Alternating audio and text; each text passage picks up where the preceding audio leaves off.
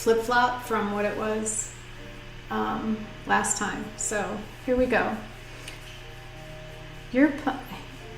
I'm playing in paint by myself today. Oh, good, nice, very nice.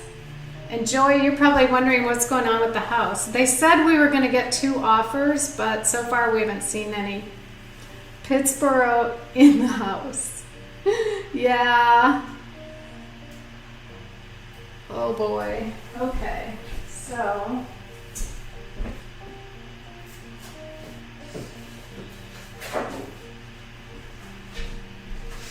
You know, I used this fluid watercolor paper this week on Instagram Live, and I did this little sketch of the bridge in Duke Gardens. So this is really thick, heavy paper. It's not the best, but I think it's okay for practicing, which is what we're going to do today. And this is Fluid 100 cold press. So why don't we go ahead and do that? And we don't know where we're moving to, so I know everybody's asking. It's like we don't have a clue. We're just gonna play it by ear, and wherever we land, we land. Doesn't that sound like fun? Not really, huh? I think Joe's freaking out a little bit, but I'm okay. I actually have to use a razor blade to get this apart because this paper is like, it's attached with this rubbery stuff that is very hard to get off. It's not like the Arches paper that comes right off. So there we go. And Joy, I was over in Pittsburgh this week because I painted there at Farrington Village, which I love, love, love to go there and paint. And as you know, my little painting ended up on their ad right here. Joe printed it out for me. The Orange County Arts Commission painted orange for their plein air event. So that's kind of fun. Round to it. That's a cool name, Round to It. I'm glad you're getting around to it. So I've been a little bit behind today, but I'm gonna get water and we're gonna go for it. Hi Elliot, yeah, you're just getting on and I'm just getting my act together too. Here, I'll put this here.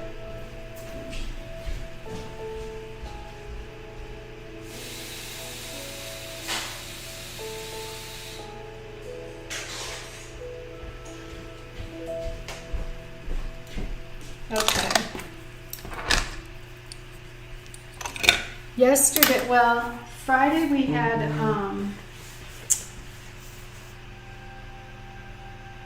Terry says it's hysterical, all the lettering is backwards. Yeah. All right, well, I can put my other camera on if that's annoying. But I don't think it really matters, does it?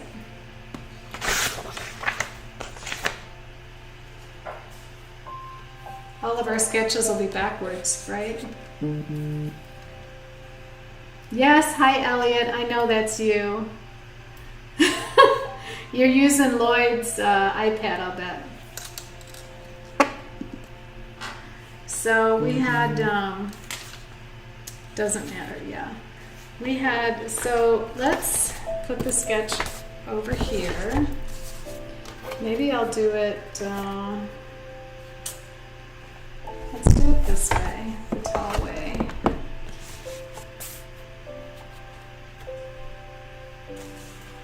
And so let's try to sketch out this path, which is pretty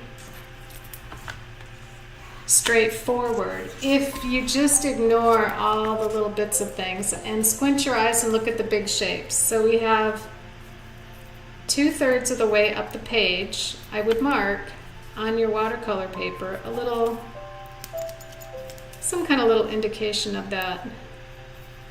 So there's a third and a third and a third. So about here.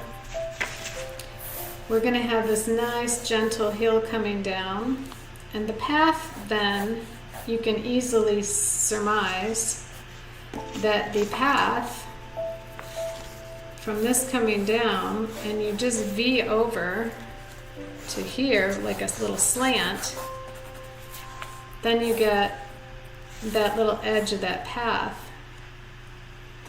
And if you follow it, I like to follow things in straight lines and then round them out later. So it kind of goes like that, and then it goes like that, and then right there, about a little over a third of the way up, is a bush. And I'm going to just lightly indicate that.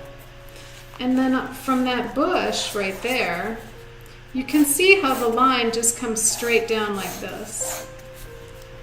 Like this.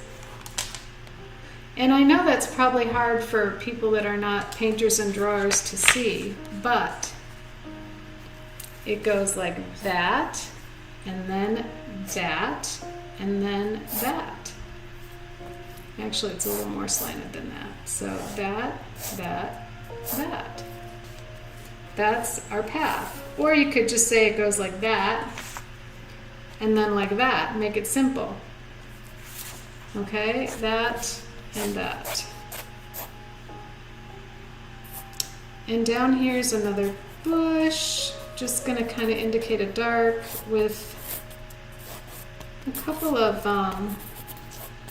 these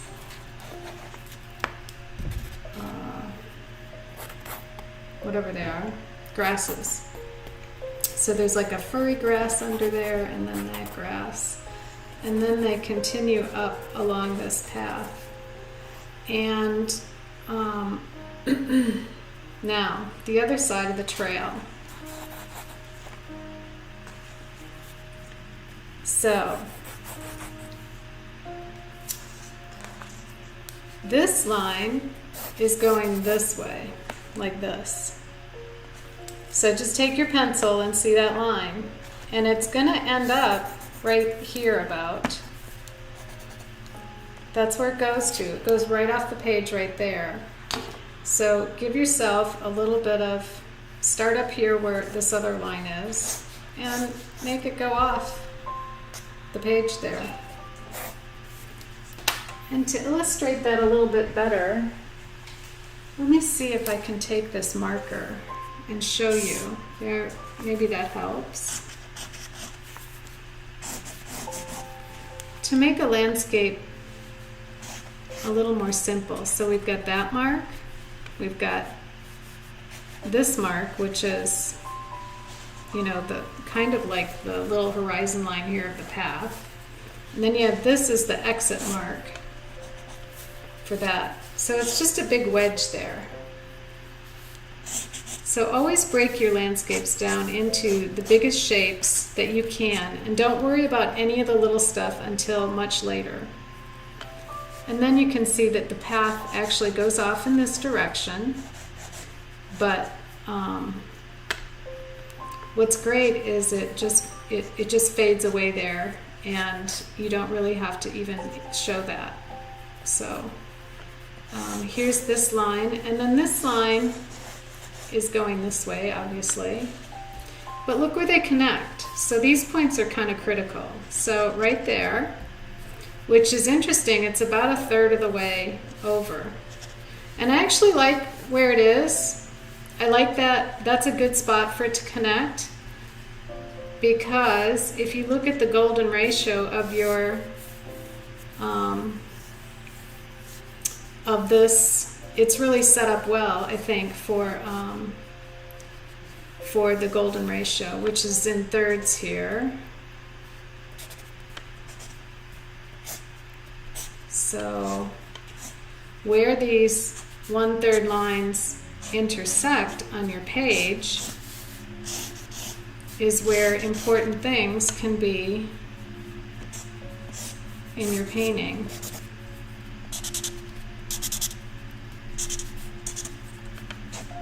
So you always want to keep that in mind. So here, here, here, and here. You never want anything dead right in the center. So hopefully you can kind of see what's going on there.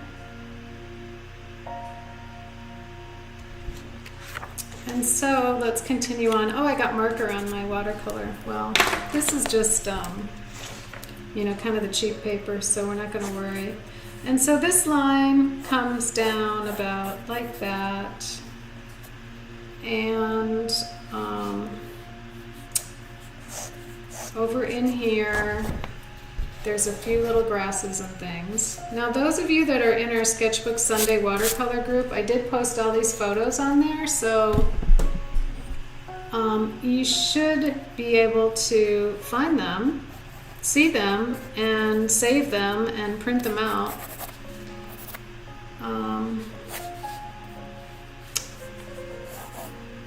So the other important shapes in this landscape are these, I love these trees, of course, bushes. And so I've kind of started to put one in here. And we can see on my little value study the same arrangement of everything. And maybe let me just grab a towel here.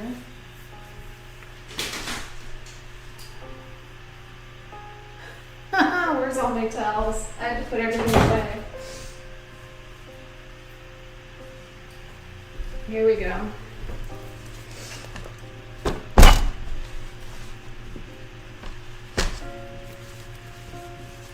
Okay.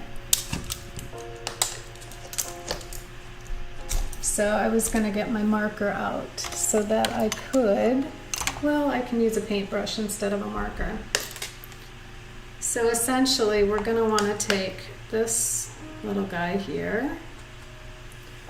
We're going to put in a light colored sky. And trying to follow, if you squint your eyes at the reference photo, the darkest thing is this shape and this shape. So I'm just going to put in some dark shapes just so you can see kind of what the big shapes are in the painting. And of course I'm going to put the figure in Jerry here. This guy's going to be, his name is Jerry. So he will be part of, a big part of the painting. He'll be the center of interest. And notice now how, well, his head is just below this third line here, the rule of thirds. But he's in the sweet spot right in here of the rule of thirds in the painting. And even though this back hill is slightly different on my sketch than it's going to be, we can still see these big shapes. And so my tree will be here, Jerry will be surrounded by lightness, and then we'll have the shadow shapes taking us down the path and the shadow shapes under all these little rocks. And then here on this side, intercepting this hillside, is this beautiful tree branch. Now the thing about that is that we want to try to preserve some of the lights on that branch as it comes around. And one way we can do that is by either scraping out or putting in at the end when it's dry. We can use gouache or watercolor paint to maybe give some of those branches some light. If you're really tricky, you can try and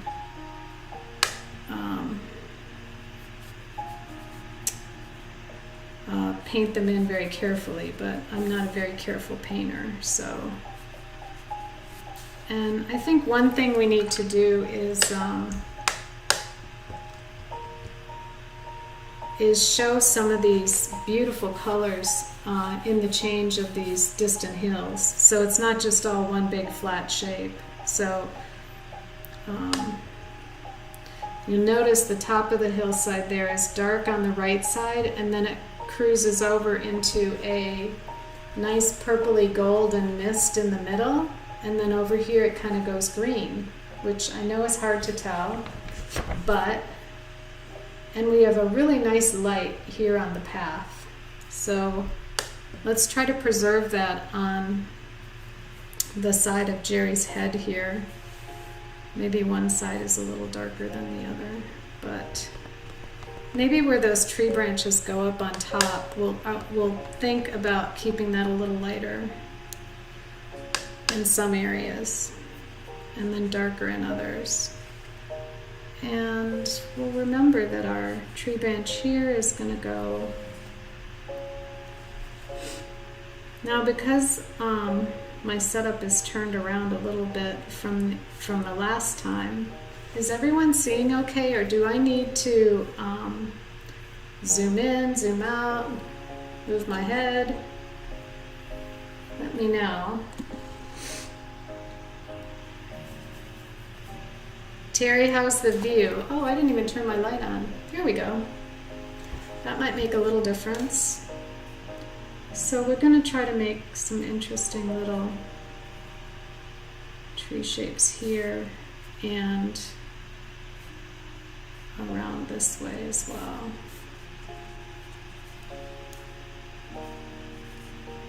That looks about as clear as mud to me. I can only imagine how bad it looks to you. But I think it's good to have a plan, like an idea of where you're going in this. So we're going to do some nice soft washes in the background, and then a nice underpainting with which I call an underpainting in when I'm doing oil paintings, but in watercolor it's called the first wash. But you can refer to it any way you want. There's really no rules, no hard fast rules. Do it the way you want. And these will be soft shadows over here coming off of Jerry on this side, and off of these little bushes here. And then there's going to be those nice little rocks which line the path. So you can see even now that I'm just adding tiny little bits of nothing. You can start to get an idea of where this is going. And then once I put in some yellow ochre on that path and down along there. Okay. Some people might ask me, are we going to save some lights? Yeah, I would. I would try to save lights on his shirt. He's wearing a white hiking shirt, and his elbows are sticking out. Now here he is. His elbows are sticking out with his white shirt. So that's going to be our lightest light in the painting, and that we're going to have to paint around and try to reserve that white if we can. I'm holding it up close, hoping that you can kind of see that. But like I said, you should have it printed from our Facebook group, Sketchbook Sunday. And if you're not in the group, just ask to join the group, and that's where I post the images ahead of time. And Terry, I'm sorry, you probably didn't get the images ahead of time because you don't do Facebook.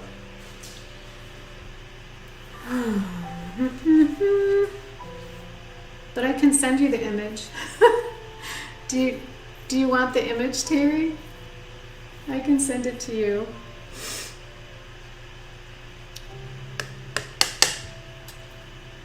Okay, well, let's go to the bigger painting now, and let's try to... I want to know how everybody's doing this week. My week has been so hectic that I'm hoping that everybody else is oh, Terry's watching. Okay. When are you going to paint? Is it like way more helpful if I post the drawing ahead of time? I just want to know, and you can be honest, because if it's too hard to do the drawing while I'm doing it, then I can make a really good effort to do the drawing first and post it. But, you know, it just depends what. Now I see this path being a little bit concave here. And to put Jerry in the picture, I just imagine his head being like here. And his body, let me get a marker so you can see.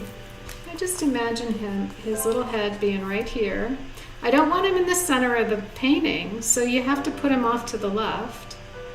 Now, maybe I'll put his head here. And then his elbows are sticking out, holding those. And here's his backpack. So make his shoulders there, his head, elbows sticking out from his side like that, and they're rounded, so try not to make them too square. And then his one leg, the hip comes out and then it kind of goes back this way, so it's slanted slightly,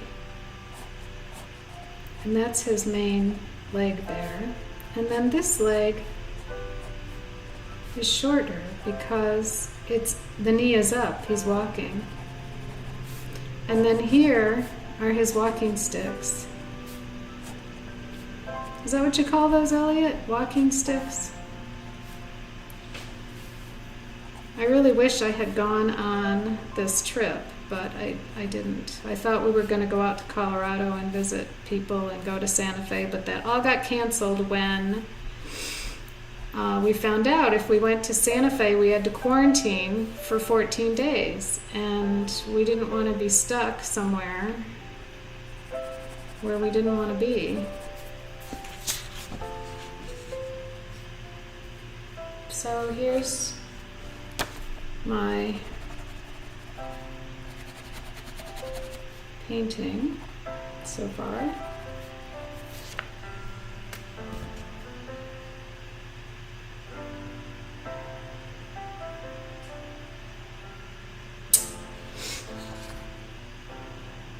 You like the drawing ahead of time, huh? Hey Paulina, how are you? We're taking you to the Appalachian Trail today. Well, just remember everybody, don't pull out your best watercolor paper. Do this in a sketchbook first. And then you don't have to worry about, you know, wasting a nice piece of watercolor paper. Just think of this Sketchbook Sunday as your practice run for, oh my goodness. That was my smoke alarm. I was just telling Joe last night that we change our smoke alarms every year during the fall back when the clocks change. I think that's when you're supposed to change them. So every year we change them all out at once, and the one in my office is now starting to chirp.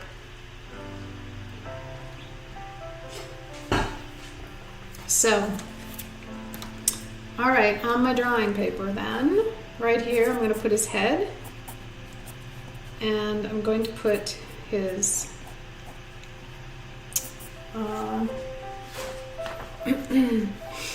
his head is actually down in the photograph, but I'm gonna kind of make it pop up, I think, there. Anyway, his shoulders go down. I don't want to make him too big, about maybe this high. So I think they say typically a human head is like 7 high, is that right? As an adult, or is it 8? Don't quote me, but anyway, there is a way you can kind of figure it out. So if this is 1, 2, 3, 4, 5, 6, yeah, it's about 7. And here I'll put his backpack. And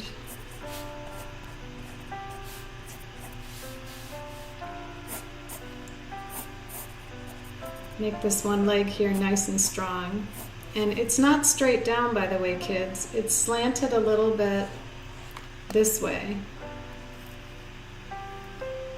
And then this leg is a little more straight, and then it comes up with the bottom of his shoe there. And back here is the back of his boot.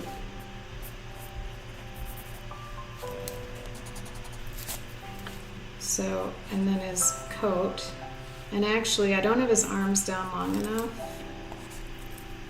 I think I could make them a little bit longer. Maybe over here. So, Elliot was telling me today that she was going to be on and probably a little late. And I said, well, don't worry, because I haven't even done the sketch or anything. And, you know, this is really our chance to be in the sketchbook and to work out our paintings. And so I think for you to see and understand the complexity of trying to make a finished painting from a scene or a photograph, it really does help to see the whole process. And this should come down almost all the way to his feet there.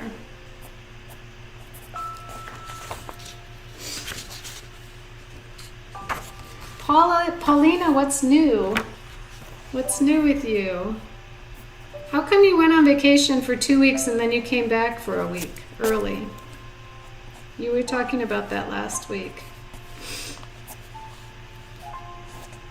Doesn't this Appalachian Trail look beautiful? Elliot went last week. Elliot's in our group today. So Elliot, would you go back and do it again in a minute? And how many, I want to know how many,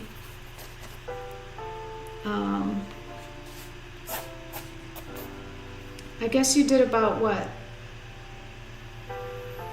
How come you had to return to work, Paulina? Did they need you? Was something going haywire?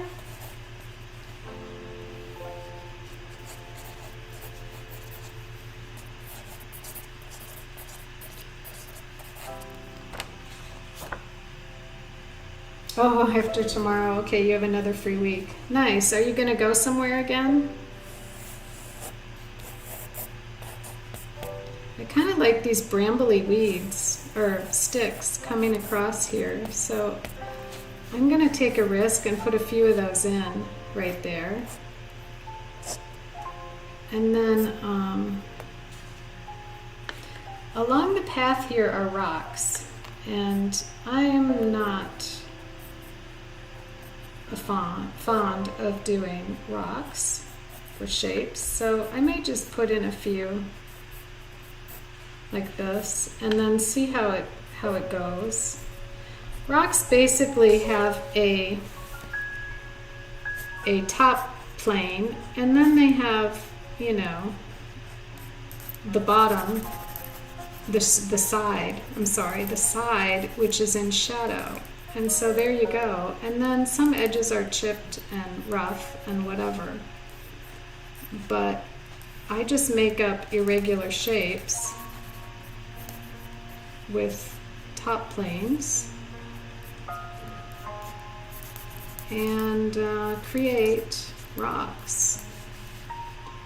And the more irregular the tops are, or the more irregular the shape of the stone, is really an important part. So, you know, they're chipped, they're ragged, some are embedded more in the... And with watercolor, you can, you know, you're going to be putting in little dabs and doos in here. So maybe the rocks closest to us are bigger, so you can make a few that are bigger. And you don't even have to put these in right now because they may look a little bit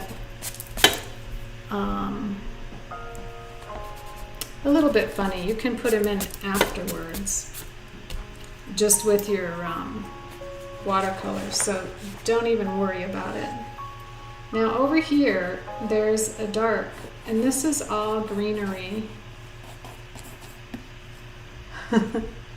Oh, maybe day trips to the woods. Okay. Oh, you have travel restrictions too? Yeah, see, we do too. We were going to go to Santa, go see Joe's kids in Denver, and then go to Santa Fe. And this has a nice little hillside here. Right here has a beautiful I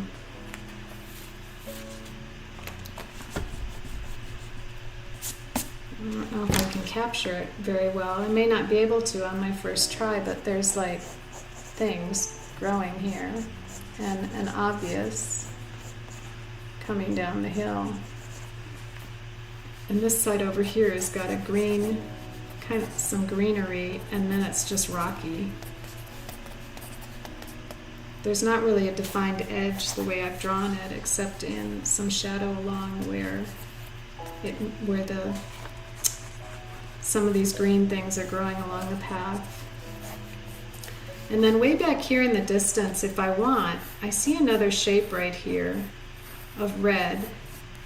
And so I'm going to just make a shape like this. It's part of that hillside there. And I'll remember to make that red. And then I can break this. See, there's a top of a hill there, and then there's like the ravine, and then there's another little hill there that's another shape that has some lightness to it. So maybe I'll make that shape and try to put some of that in there. And then along this, on the bottom of this this red shape, there's a few pine trees in here, and I think that might be a nice little relief, although I don't think I have it quite enough. I'm putting in more detail than I need right now, but there's some things that I want to get in that'll give you the feeling of this backcountry. Maybe some bushes along here. And way back here. Now let's see. This could actually come up a little bit higher there. And this is all sky back there, so I'm going to have to do something with that. I think I might make, well, on this side there's another little patch of trees here that's a dark shape, and so I can put that in there because I'm going to need it. See what happens in the distance, it goes further back and back and back and back. And so our painting has to have layers of depth and atmospheric perspective, which means it's going to be lighter back here than it is coming forward. You're going to have to create that space in the distance, and then in the sky we can make it from dark to light towards the bottom. That'll be nice to go to the woods, Paulina. Okay, so here maybe we'll make, there's some nice green plants growing here, and this is all in shadow here. And there's lots of little rocks in this area too. All right. And now I want to be kind of bold and put in these trees, these branches, because I think they're cool. And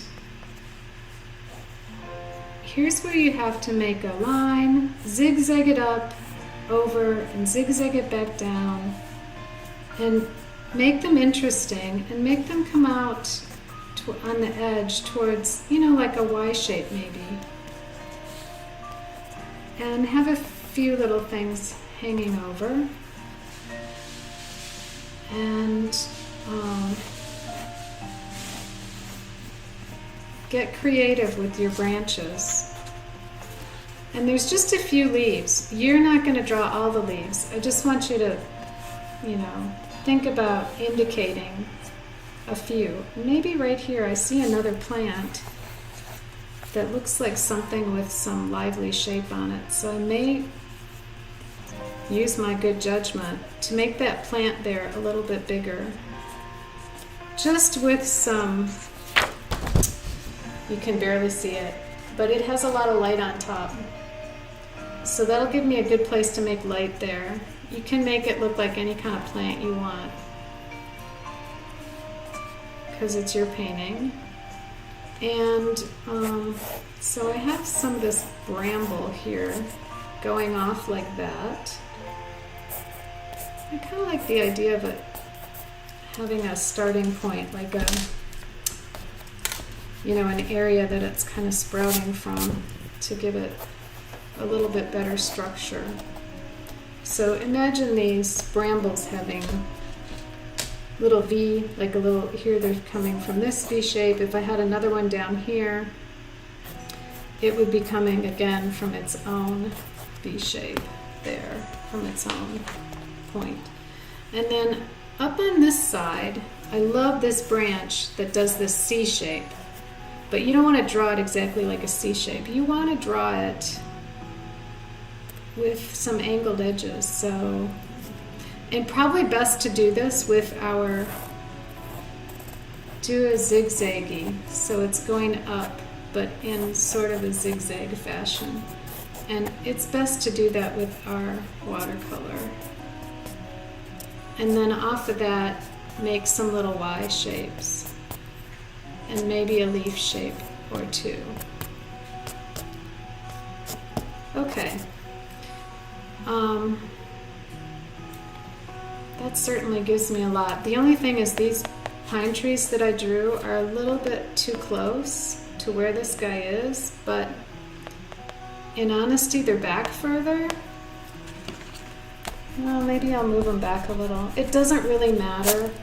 Nobody's gonna say, except for Elliot, that, oh, those trees weren't there, they were back further. But maybe I'll just push them back here a little bit anyway.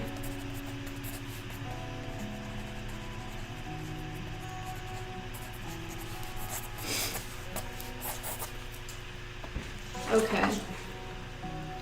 They're so far off in the distance that they're really tiny too. But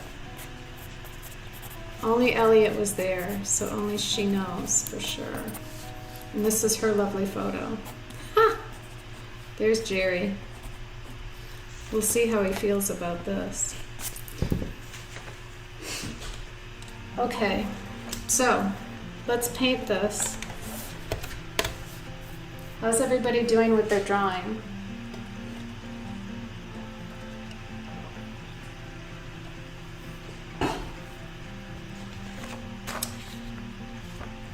Are we ready to roll?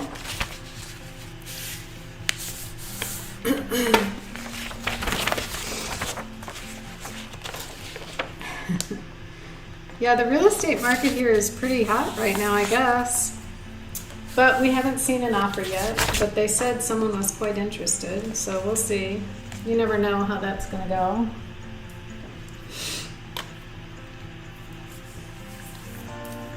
I think I'd like to do this with a lot of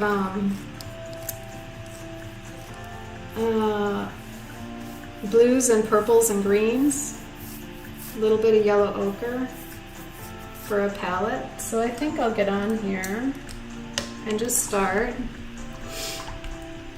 with a cobalt blue sky, and into that, so it's not just plain old cobalt, I'll mix in a little bit of Alizarin Crimson. I always like it a little purpley, I don't know why, but you can use cerulean if you want, you can use cobalt, whatever you want to do. And just remember, I'm going to go from top. I'm going to make the top a little darker than the and then the sky coming down will be will fade it a little bit. Now I have this pretty wet, so I'm going to add a little more cobalt on top of that because I can see it's going to dry a lot lighter because I have a lot of water in my brush. So that's something you can pay attention to, is just keep looking how much pigment is really on that page.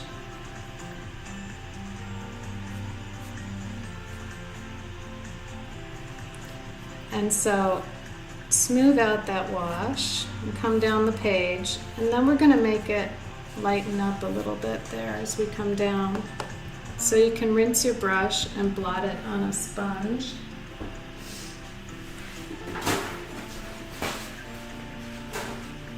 I think my sponge is in my plein air bag, so I'll just use this paper towel to blot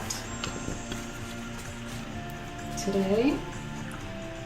Blot it out, and then with less water in your brush, you can just drag it down, and that will lighten it and soften it as you come down that.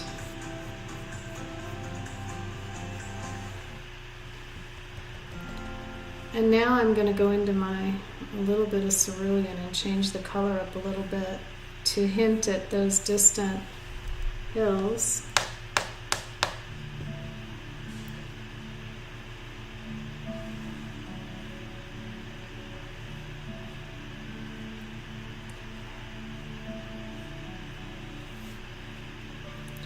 Now, that's pretty good on that side. I'm going to add, we need to switch it up a tiny bit here. I'm going to add a little bit of burnt sienna, because what happens is that hill there,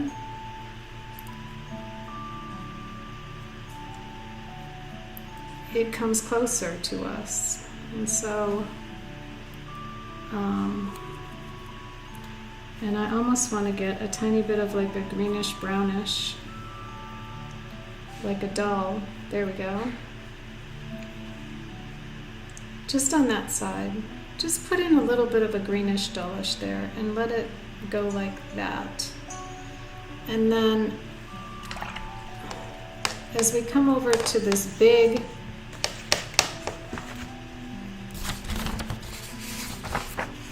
mass here, we'll use yellow ochre, maybe a little raw sienna,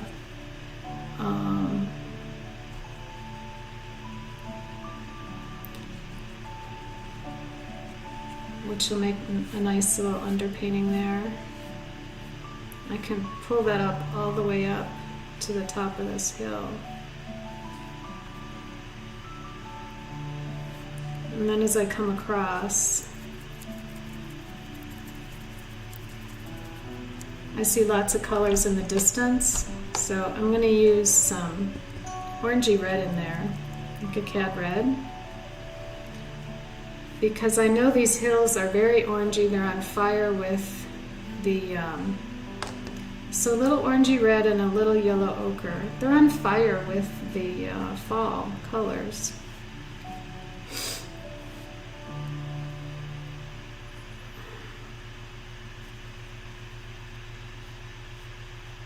And you can put a few little streaks in there of thicker color, creamier, thicker color, to suggest some of the, I'll add a little burnt sienna to that, and a little more creamy, thicker burnt. You could use burnt orange. I have a little bit on my palette right here to suggest some of those red, that rusty red autumn color there. Now the path, basically you want to just use yellow ochre on it, or raw sienna, whichever one you have, along this. So I'm just taking yellow ochre and adding that along here. You can cut around the, remember, just don't paint those sleeves white. It doesn't matter if you get yellow ochre where the pants are, but the sleeves of this guy's shirt should try to keep them white. The pants doesn't matter because you're gonna, and even the backpack's gonna go black, dark, so don't worry about that. And then, now while this area here is drying, you could drop in some other colors. Mine's almost dry, it's almost too late, but this is where if you wanted to, you could drop in a little bit of creamy, not real wet, kind of a creamy pigment to indicate some of these distant hills and some of this foliage and rough stuff being a little bit different shade. So there's a lightness there along there, there's a lightness back there, and I'll leave the rest of that to go light. But I do like this, a little bit of that orangey pigment in there to really make the statement that that hill is on fire with stuff growing. Am I planning to move? Oh, you missed the story? Yeah.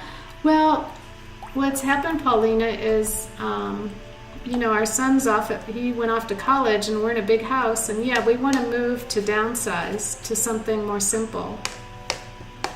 And so we put the house on the market because now is supposedly a good time to sell. And so, yeah, we want to simplify. I want to simplify. Joe loves it here, but it's a lot of house to take care of, and I don't want to be bothered with it so much. We'll see how I feel when I try to cram all of our stuff into a smaller place, but as I come down the page, this is where, if I want, I can drop in now. There's just like and you don't have to be a slave to the photo, but there are some greens in this landscape that maybe here and there I could drop some in now, and then they would be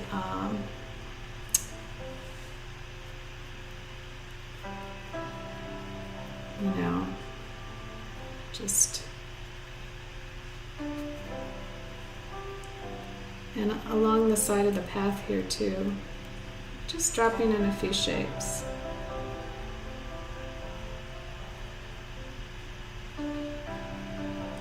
And I want to try to keep the painting pretty simple, but there are these green grasses here.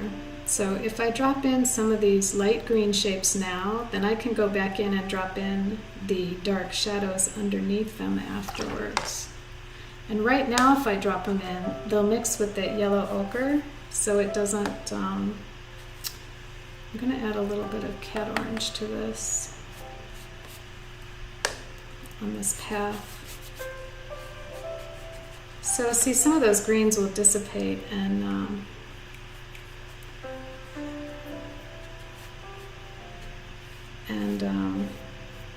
now, I think it was last week I was talking about you know, darkening up this part of the painting down here. It leads you in to the painting. It kind of gives you the illusion that you're going back into space. If you change the value here a little bit. And now I'm just looking at the foliage around and thinking about dropping in just a little bit here and there, because I'm going to go over it again on top with shadows and more colors, but I want to get the gist of it, some of these shapes in, some of these colors in. I'm just imagining foliage, so And then, so I'm thinking spiky grasses. And so that's why I'm doing a few little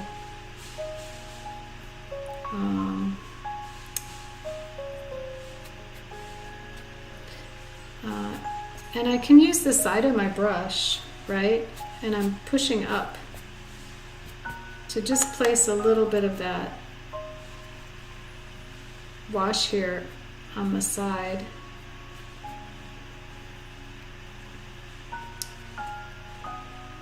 And over here, this is going to go into shadow, but I'll worry about that later. And then along the path, I may, especially where these rocks are, you can just indicate the shadow side of the rock underneath. Now, this won't be the final shadow color, but it'll be a little bit of a shadow color. Just a little bit here and there.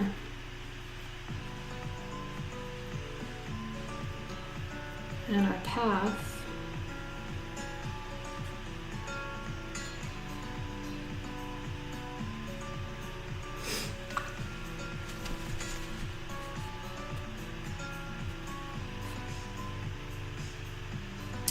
Okay. I'm kind of just dragging my brush along the path, and it's leaving a little bit of dry brush marks and some texture.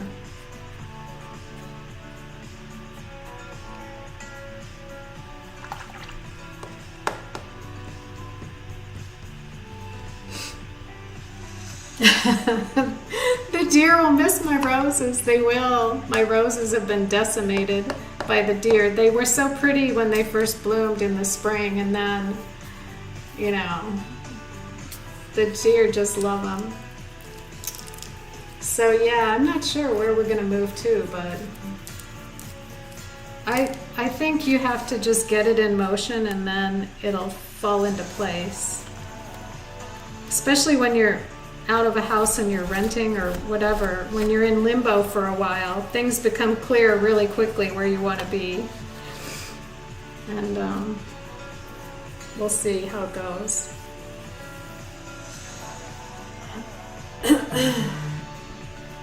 Okay, Terry, well, it's nice to have you. Enjoy your day. I know you have to log off now, so we'll see you later. Okay. So there we go.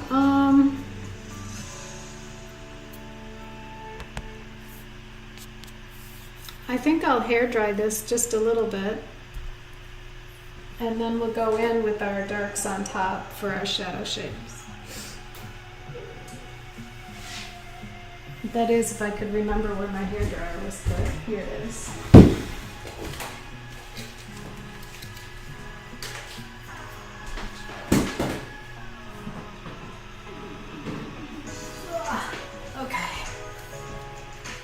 Let's see, I better turn off the sound here for a sec.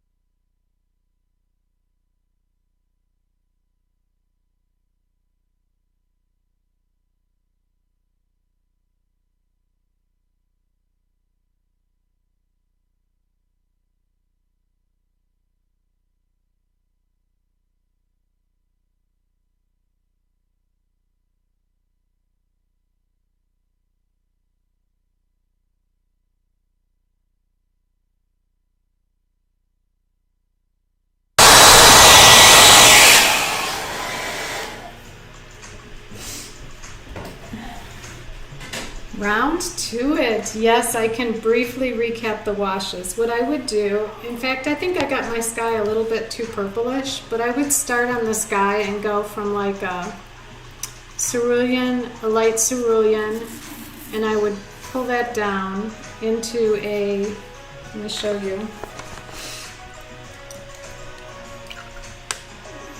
I would pull the cerulean down just a little like this, so you get a nice graded wash.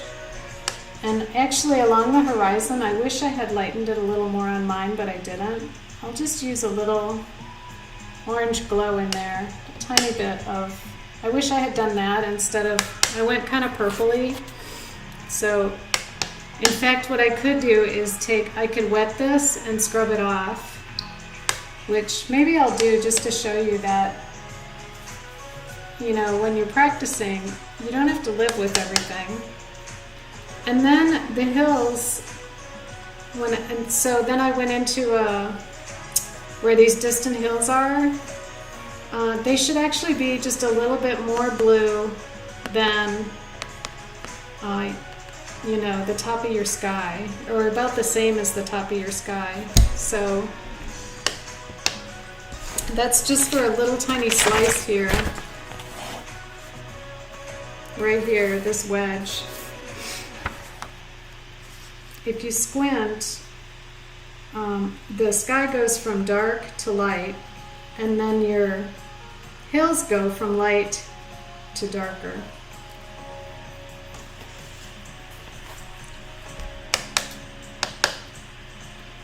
So start with a nice little wash up here, like this. Then as you come down to that first hill line, you can actually put in like a tiny bit of that color, like a little bit of a Cad and just very, very tiny bit of Cad Red or whatever, or Yellow Ochre if you have. And then you go back to your hills on this side, which are blue. They're a distant blue, so don't make them too dark. And then on the other side, you can load it up with Yellow Ochre and your Cad Orange again.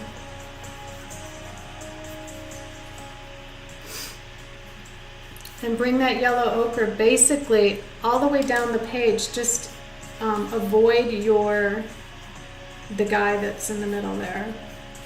So basically this just comes all the way down the page. Now I've added here and there a few greens for some of those bushes along the path. You can just do it like that.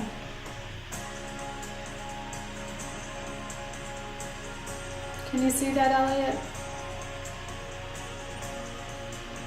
Just drop in a few greens along the path.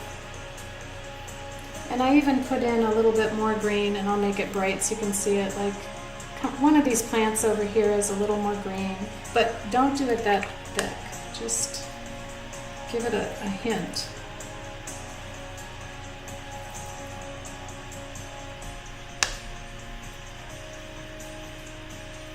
So there's your path. And then back here and then I went back in on some of these little hillsides in the back, and I added a little bit more fiery orange to it as when it was still wet, to indicate some of that foliage, the fall colors. And over here you could add a little bit too, kind of like that. And that's all it is. The looser you do it, actually, the better.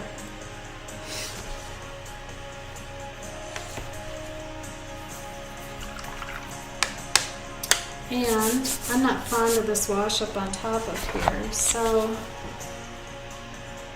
well, it's not terrible. Maybe I'll just leave it. But I think this one hill here has to be a little bit deeper in value, so I'm going to just take my cobalt blue, and I'm going to darken this mountain in the back. I may put a little bit of red in there, of the same Alizarin Crimson. that I used before because I want it slightly purplish, you know, purple mountain in the background. And that looks really nice. Just like that. And then I did actually put a tiny bit of a grayish, just to vary the color slightly, like a tiny bit of a grayish green brown. And honestly, I don't remember exactly what was in there. Probably a little bit of Viridian with a tiny bit of burnt sienna back here, because this one here is peeking forward. And see how I'm putting that in? Just a nice little wash of, and because the other one above it is wet, you get a nice little bit of feathering there, softening. And so there's my distant hillside coming forward.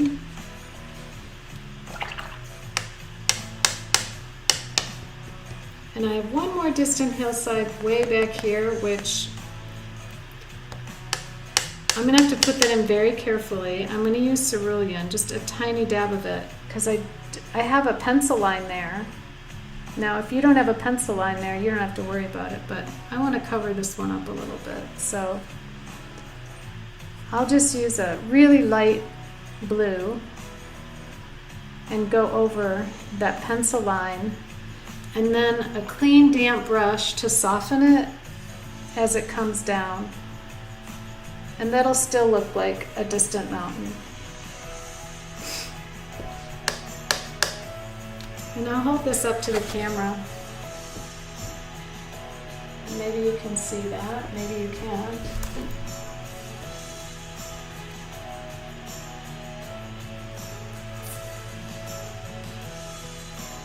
See, now it looks like the mountains are receding.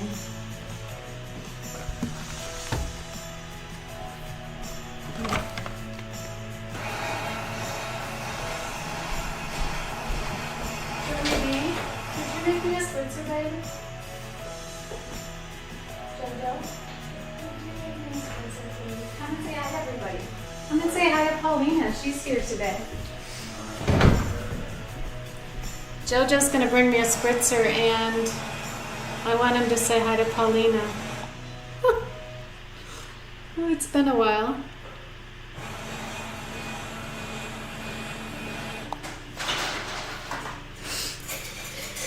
It seems so dark in here today. I don't know why. It shouldn't be. I just feel like I need some more light.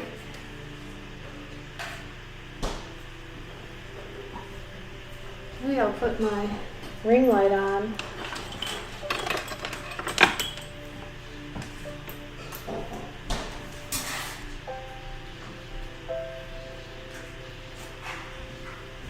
Let's light that up a little bit.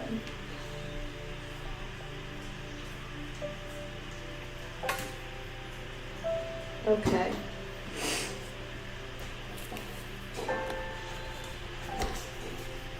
All right, so let's continue on here.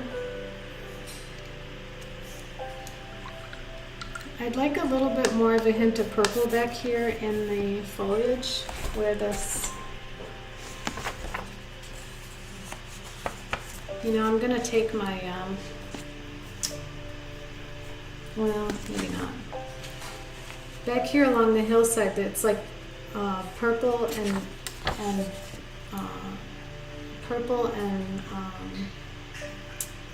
burnt orange back there. So, and if you squint, look at how dark that is. So this has got to be dark. So I have the highlights of the red in there, and now I want to add my shadow, some of that purplish color. So the question is what am I going to use? Well, the simple answer would be use the same blue and reds you've been using all along, because then your painting will have harmony. And thanks, honey. Do we have a napkin? Yeah. Thank you. So here's some, I'm going to use a little bit of Ultramarine and some Alizarin Crimson. And there's my purple. Thank you. Jerry and Emily are coming at 6. Oh, okay, nice. So, now, if I just start loading that in there, I'm going to get dry brush marks. So I'm going to spritz this. I'm going to spritz this area just a little, just to give it a tiny bit of wetness on there. And then I'm going to load my brush with this, and I'm going to watch it carefully and keep a towel, a paper towel in my hand, so that I can sop up anything that gets to be a little bit too, it's also sometimes easy to take another brush in your hand that's damp to soften edges as you go. See this, Elliot? Because it can be kind of scary to put in dark purple shadows on your, and at the same time to, now over here where the path kind of goes into nothingness, keep the edges nice and soft so it sort of fades away. But over here I want it to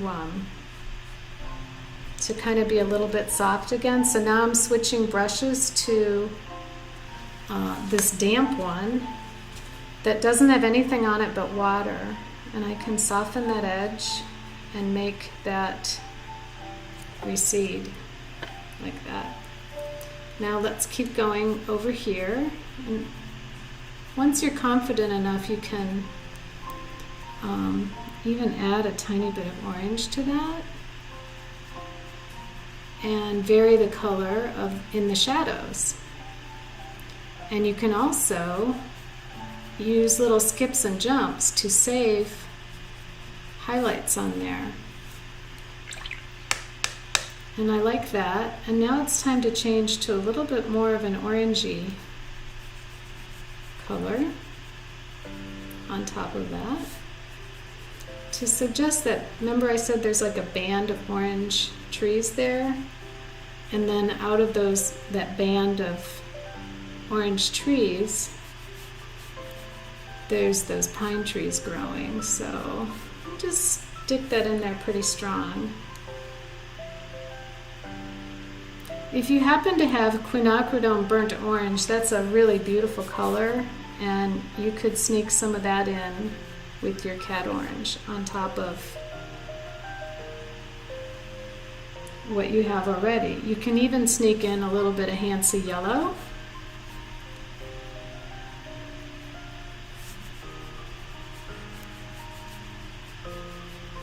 So I'm just looking at the picture, looking at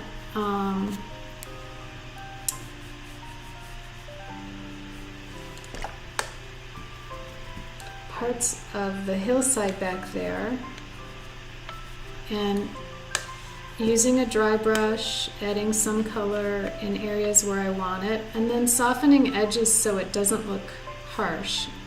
Some edges I want to keep, like right here, I like the way the light is hitting that hillside there, so I'll keep that. And then as I move forward here, there's like a little bit of a grassy meadow, so I'm going to add a little green in there, a patch of green, and I want to vary it up. So on this other side, I may just leave it just a soft yellow ochre, and kind of let that bleed into what I've got down there. And then when you're happy with those shapes, I'm going to add a little bit more purple. I'm going to just dot some purple in there to suggest some bushes. And when I say purple, I mean the blue and alizarin that you've already mixed up with the ultramarine and alizarin.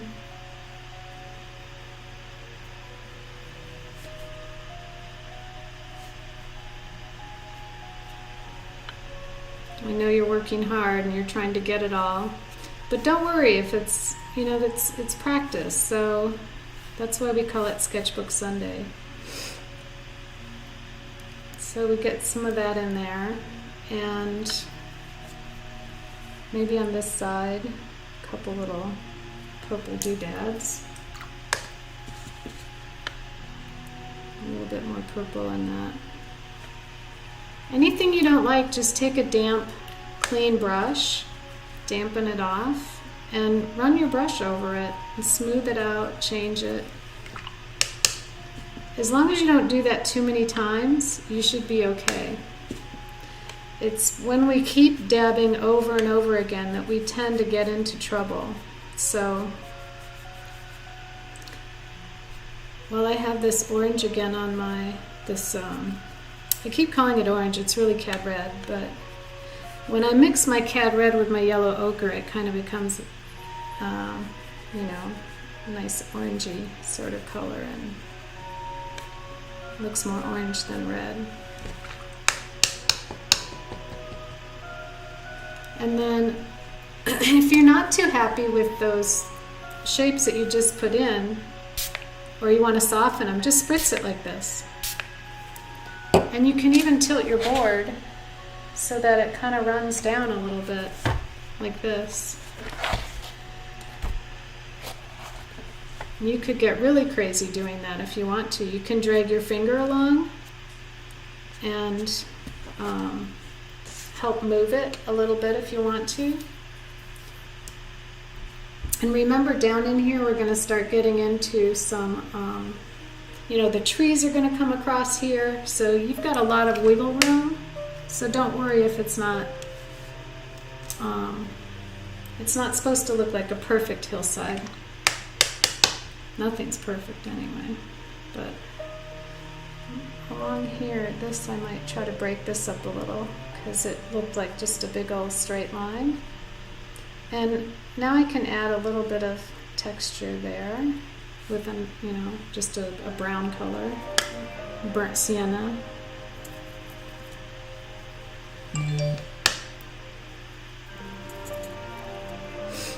Oh, IFAT sent me a video. How nice. IFAT, are you in our chat today?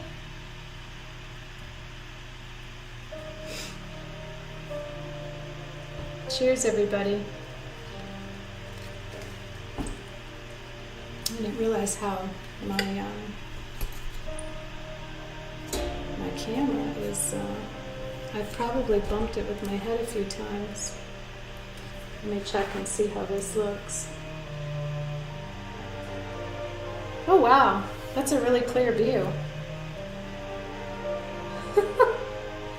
Now I can see myself. I just switched my screen so I can see my camera better, but I can't see the chat as well. In fact, if Sarah was around, I would ask her. I have to remind myself to do that, to ask her about, I know there's a way to put my chat in my OBS. That's all technical stuff. Don't worry about it.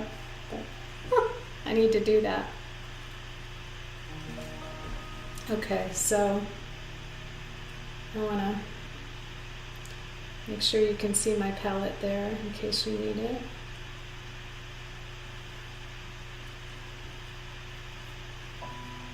And yes, my camera's upside down. So, all right.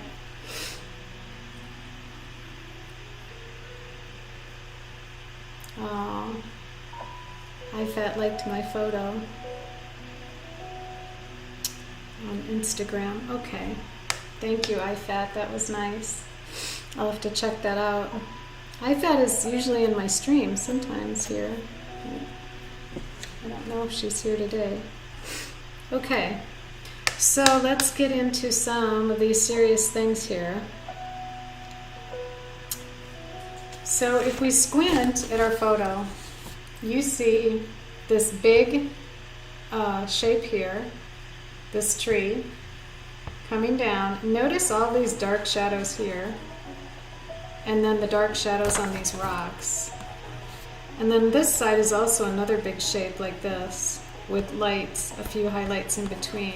But so mainly what I'll try to do is shadow both sides of the path.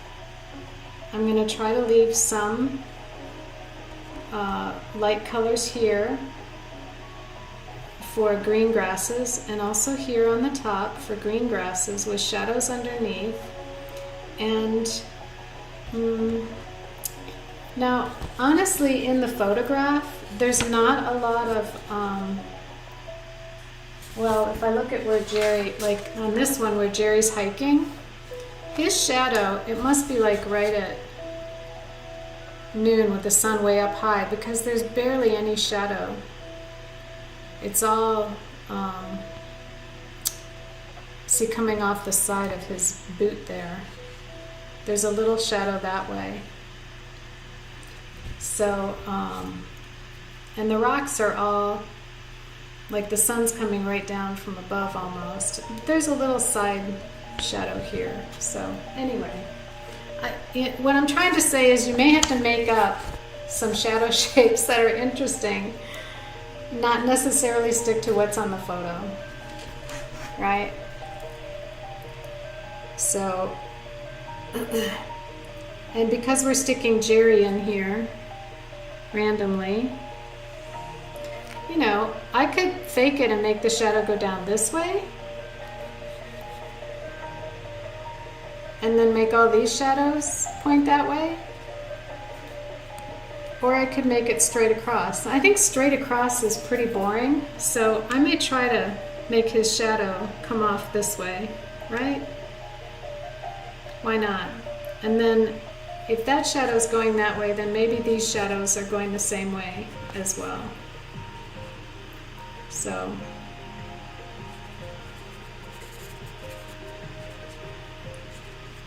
and I don't know why all this over here is in shadow. I think that's just the camera doing funny things right here.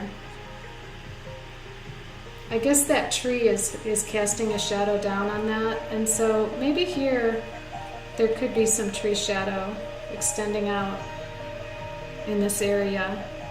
That might be nice. But I do intend to put kind of a nice shadow this way down in here along these bushes. When I start painting the shadows, you have to do it all kind of in one full wash, and do it quickly, because you can't diddle-daddle and do little bits at a time. It needs to be one big kind of a wash. So it's good to use a brush that has room for plenty of pigment and water on it, and know where you're going before you do it. So I want y'all to watch me first. Don't do yours until you've seen what I do, because sometimes you do what the painting needs, and shadows are funny things because you have to put them in all at once and you only get one chance. You can blow it really easily, I think. I mean, unless you're going to draw out every single shadow shape. But what I intend to do is kind of put a shadow shape across here a little bit, and under this thing here, this, so, and then here, and over here I'm going to have to decide. Maybe it'll come out to about there.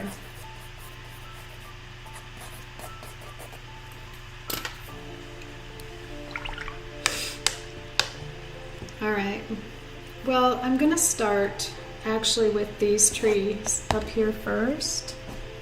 I've got to find my my liner brush.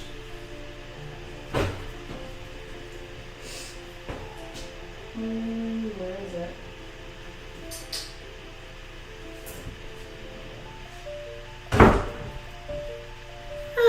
You pack up your whole studio to make it presentable, and then you can't find anything.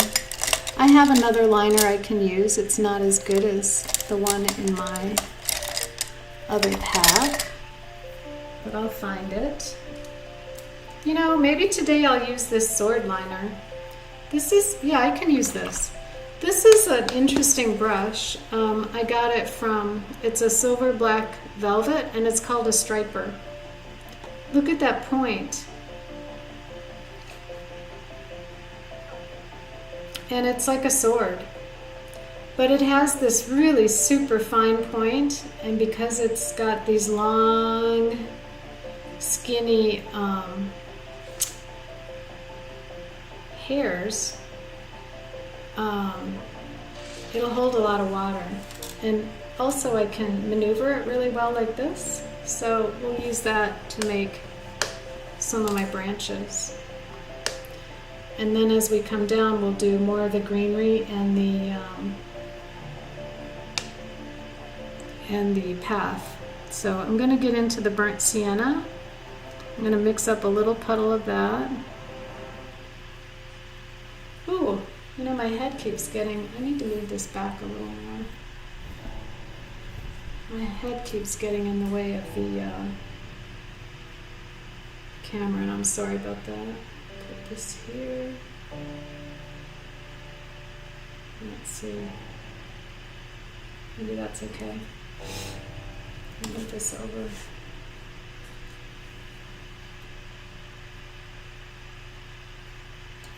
Slightly. There we go. That's pretty good.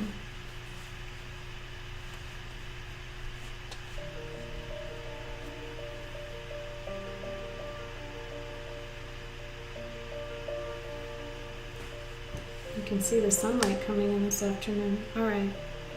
So I usually use burnt sienna and ultramarine to do some of these tree shapes. So what we're going for is this, and a little bit more brown. And then if I want, I can add a little green to that too. See how I'm mixing up a little puddle of burnt sienna with the green that's already on my palette?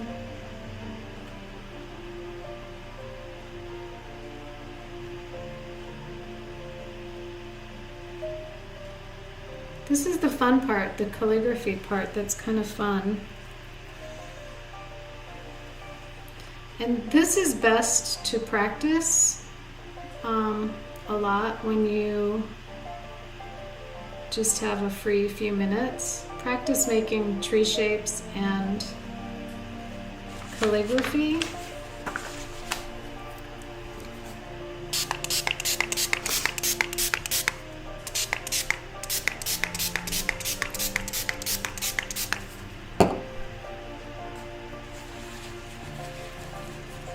I'm going to add a little lemon yellow and a little, I'm just trying to mix up some green. I'm using a new palette today which actually has a little sap green on it, and I always like sap green mixed with burnt sienna to make kind of a greenish, dark, natural looking kind of a brown green. Okay, so you might just think about ways that these twig shapes are coming off the side of the trail here into the picture, and think of little Ys, little Y shapes. The branch comes maybe like this, thick to thin, and then towards the edge, some Ys, Y shapes. See that?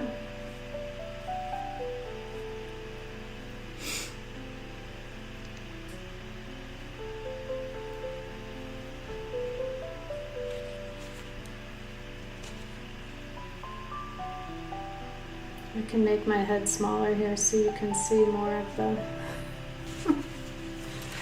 more of what we're doing. We're going to do the same thing on the other side for this other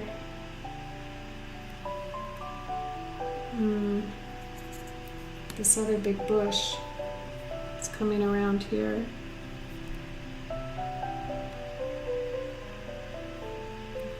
There's a nice dry brush mark.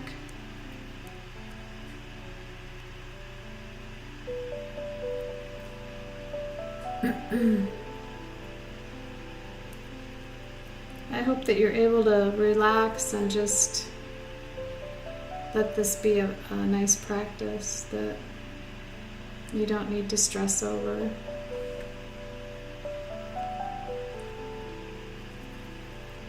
So I'm picking up more lemon yellow, and actually I have that sap green, I can use that.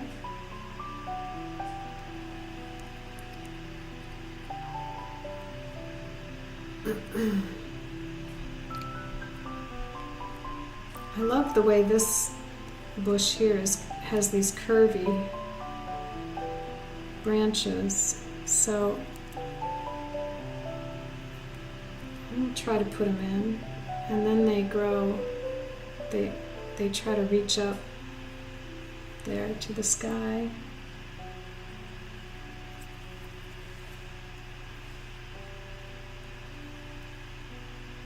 So I'm going back and forth between, sometimes more green, sometimes more burnt sienna.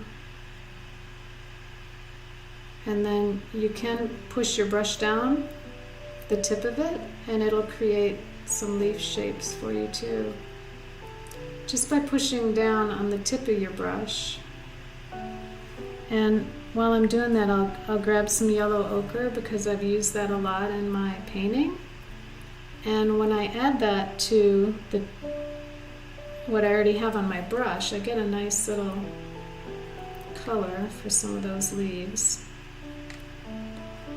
And don't make them all the same size. Some are bigger than others.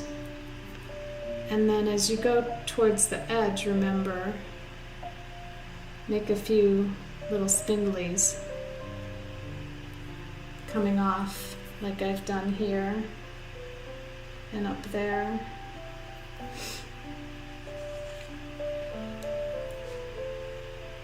I'm going to switch back over here to YouTube. I guess I can put it on my other computer so I can see the chat.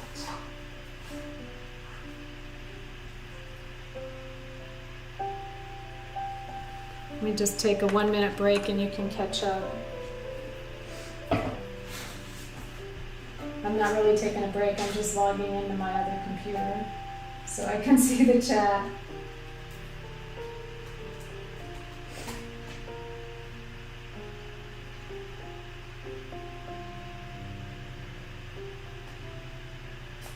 Let's see here.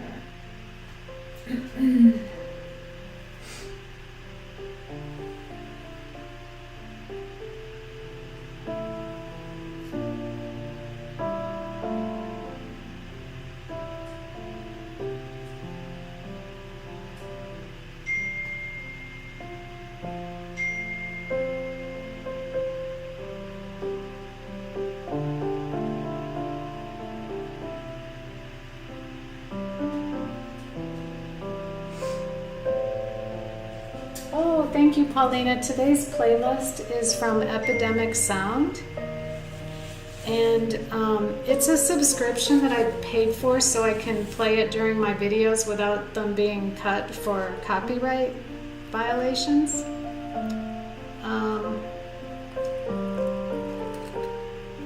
And what I did was I just created a bunch of different playlists that have piano music.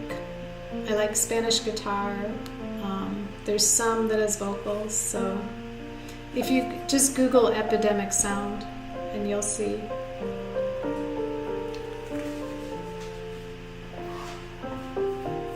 Thank you. Yeah, I like it. It's nice and relaxing.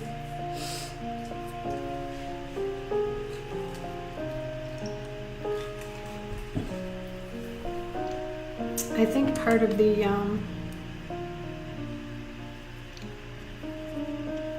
what was I going to say?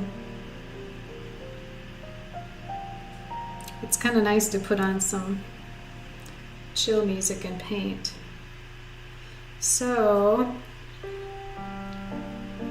now I need to decide about this area. I think I may want another little bit of a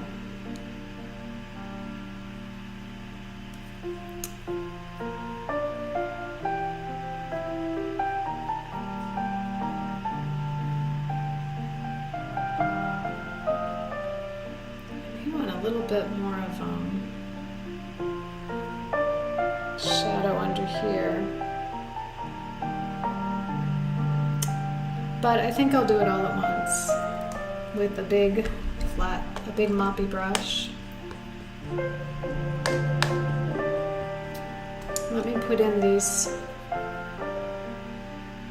Hopefully I have it dark enough. I'm going to put in some of these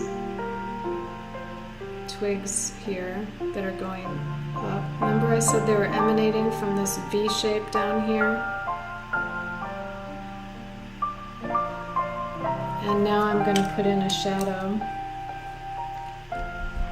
So I'm going to get my Ultramarine. This is the part of the tricky part. And Alizarin Crimson. Tiny bit of burnt sienna. And let me do some of these little... So I've mixed up that pool of my shadow color. I'm going to grab some sap green. And I just want to put in a little bit of this. I want to tone that down a little, so I just want a little bit of that. Maybe connecting that part of the... Just to put in another little layer of green there. That maybe connects to the trail. It's just a little wash.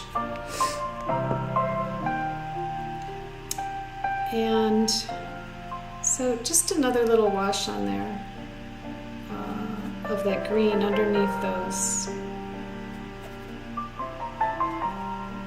And coming, so this is just a sap green, but you could use your lemon yellow and your ultramarine blue, or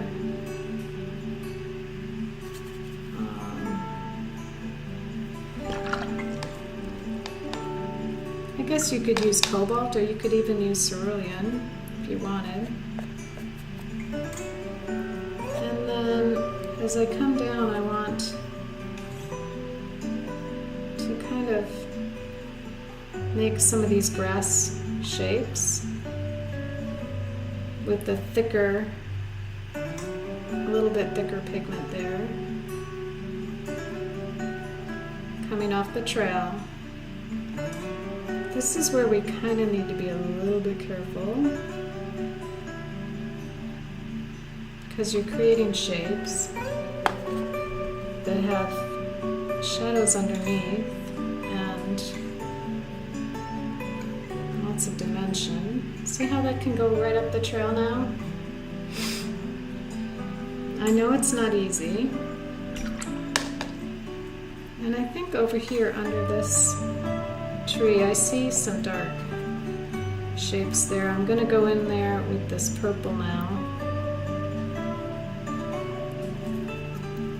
My shadow color. And I'm mixing more of it up now. Ultramarine and alizarin. And a little bit of burnt sienna in there maybe. So this needs to be pretty dark in here. At the base of this tree. This bush. And also it's the shadow color going across the path, which I'm gonna have to put in, so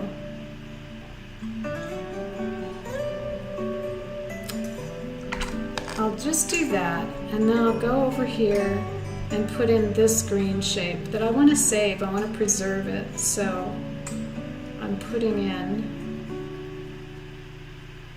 this nice big green, these green bright grasses.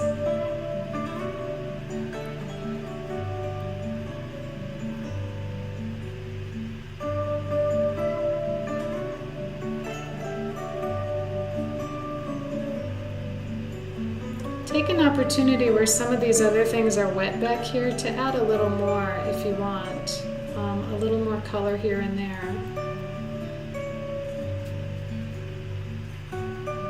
want to keep people in the painting, so I'm going to go ahead and extend this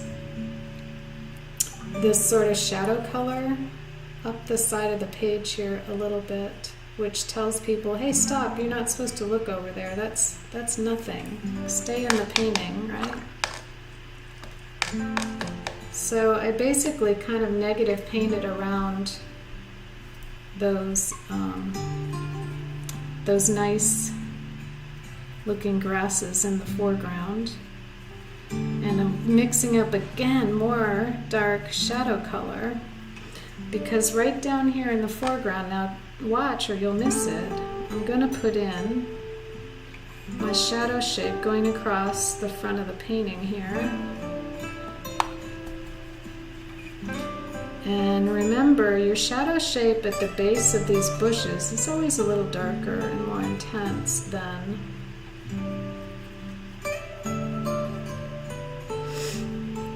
towards the edge of the shape over here, where you can fade it out and add a little bit of now this rock has got to go dark under there, so I'll just put a little burnt sienna under him, and he'll run right into that shadow shape. And then keep going.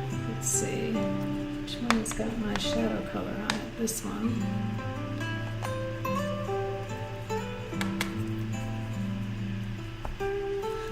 Look at how thick, how dense the color is that I'm mixing up here, just so you have a little bit of an idea. Because you want that pretty dark over here, especially underneath these plants. And to this one I'll add a little more.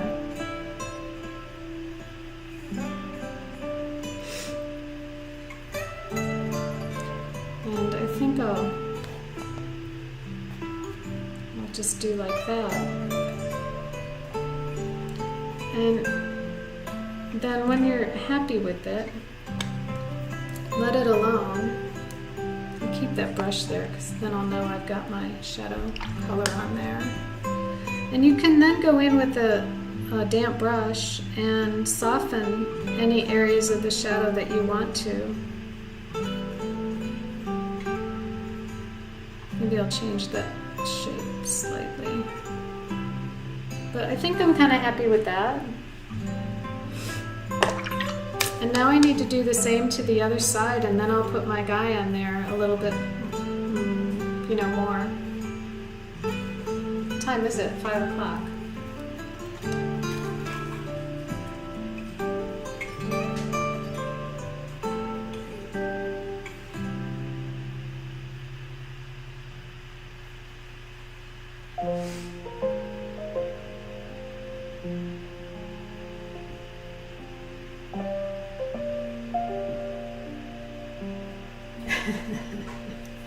Okay, I was just checking the chat. All right, well anyway, let's go ahead and do the other side of this painting. We don't want to do too much because he's our main event, but we need to get it done. So I'm gonna go with my green and go ahead and do this little bush that was so interesting here next to him. I'm gonna add a little more blue to that because it was a darker sort of thing.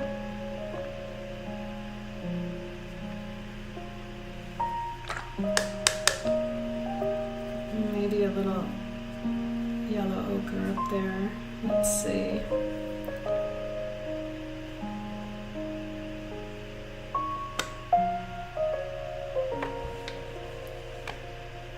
Just put a little texture on the trail there to indicate that hillside coming down. And then this plant maybe runs all together here.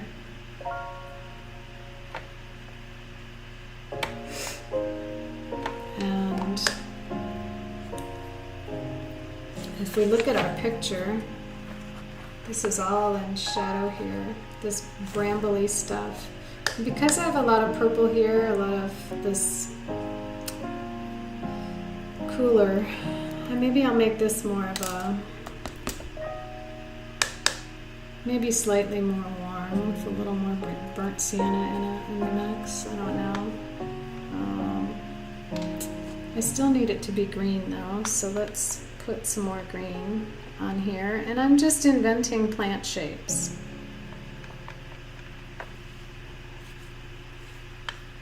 Because you can't even, I mean, you don't even really know what's there. It's just a dark shape.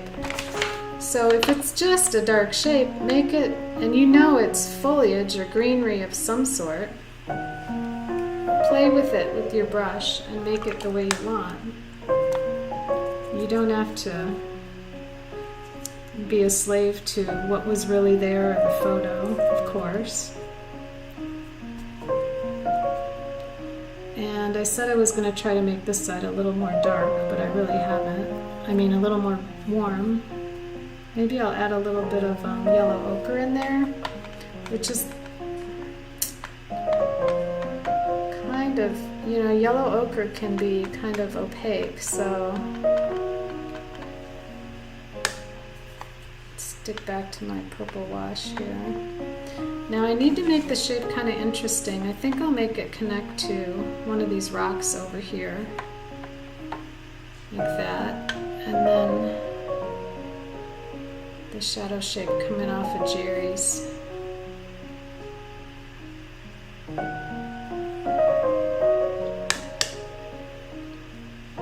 Coming off of Jerry's pant leg there.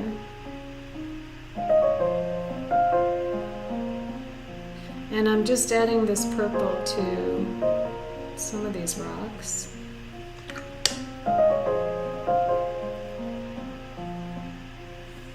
I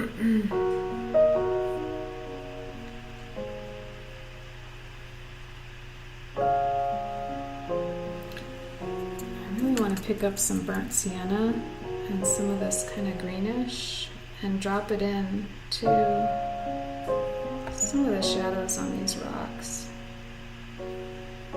for variety. That's a dark under there.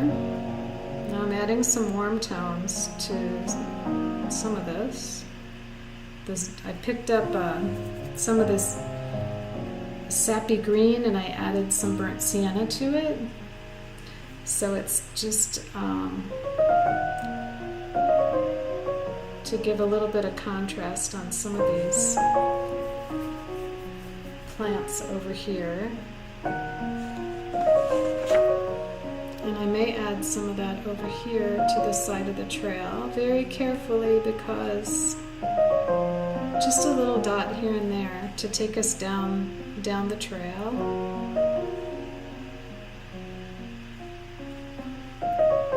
And then I may dot in some of this for the twigs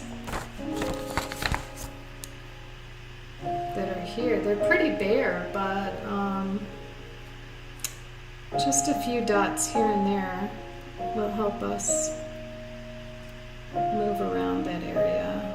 You give your eye something to look at.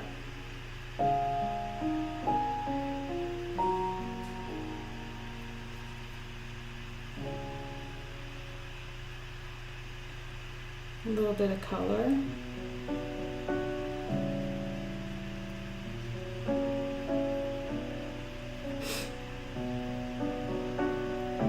Maybe Paulina, I don't know if I can send you this playlist, but if I can, I'll try. I know it's getting very late where you are. You're probably ready for bed. That's fine. You can add a little splatter by splattering your brush on there if you want.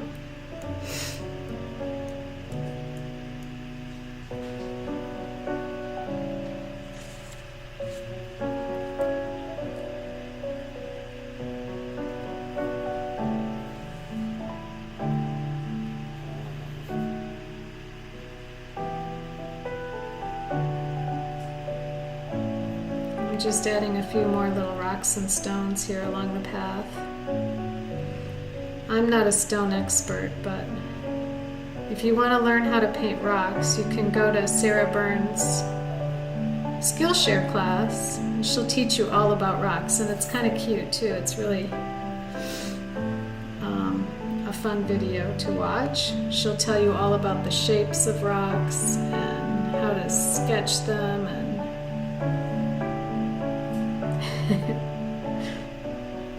she's got a sense of humor. Okay. You'll notice the top of the rocks is lighter than everything around it. So what I need to do is go into my path here and paint around some of these rocks like this, all in one big wash, leaving the tops of the rocks light. And in some areas on the path, you can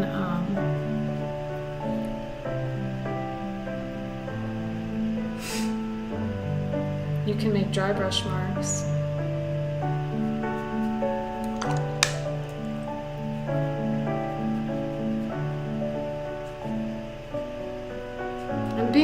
I look like I'm just going randomly, but I'm trying to be careful not to.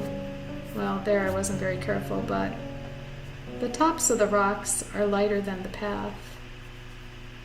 And so I'm just creating a little bit of texture along there, a little bit of, and that's just yellow ochre and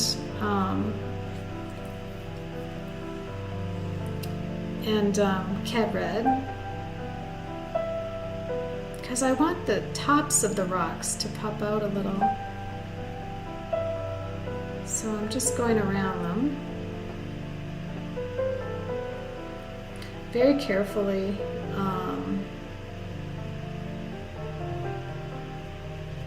I don't want to create a lot of brush strokes along my painting,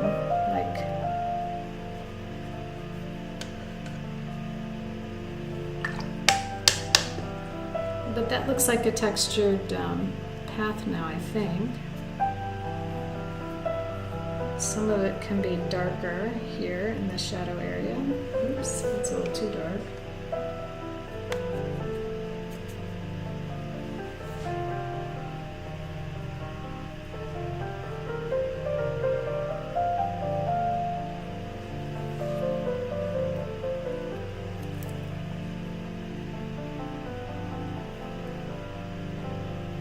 Okay. And you can use the side of your brush with, when it's loaded with just a little bit of paint, to do a dry brush across to give you that texture. And as we go further into the distance, I want to leave that kind of light up there, so I don't want too much of that going on. I'll just take a light little bit on my paintbrush and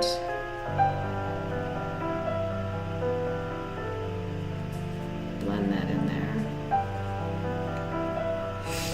And now we can do Jerry. Mr. Jerry.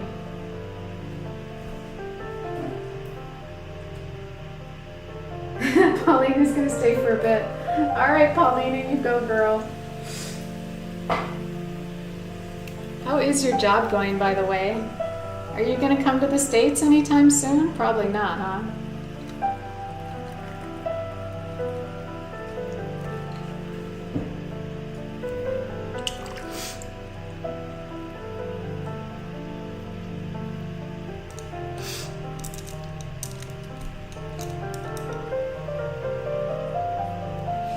Okay, so let's try to give Jerry some character here.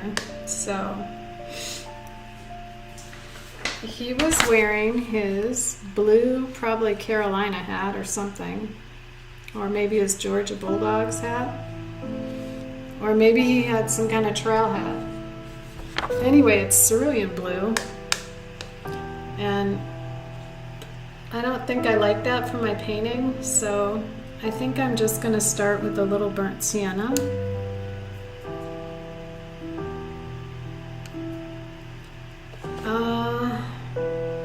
I don't know. Let's just do a little bit of that. Maybe I can make it blue. And I'm gonna make him as if he's looking out instead of looking down. In the photo, he's really concentrating on where he's walking because it's so rocky, see? All right, we'll put a little tiny bit of that blue on here for that hat.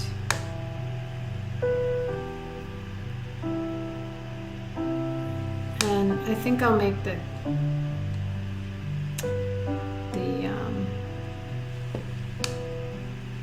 tip of it white, actually, the brim of it white. So I'll try to carve some white out of the problem is with my white right now is it's got a lot of pink in it, so I'm gonna clean that off. Try to salvage some. I believe that's white gouache. Looks like pink. But anyway, I'm gonna give him a white brim on that hat right there. See that?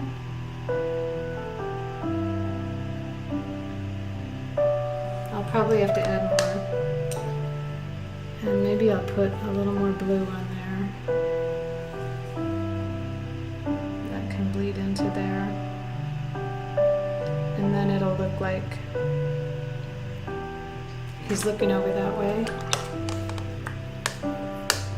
And as far as his shirt, one side is in sunlight and the other side is actually more of a lavender color, or blue, it looks like. And see that? One side's lit up white, one side's more light, but then it fades to bluish, almost like a purplish. So now if I put a bright blue in there, it's going to look funny because the painting is mostly purples and so on. So I want to keep it more to a purplish blue. Otherwise it'll just jump out and look weird. So here's the purplish blue on this side of his shirt. His elbow coming down there. And his backpack.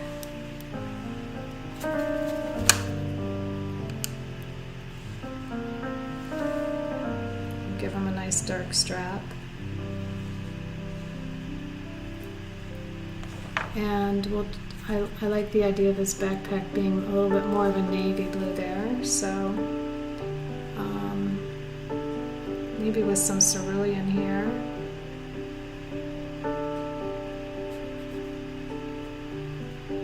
Don't paint it too carefully. Try to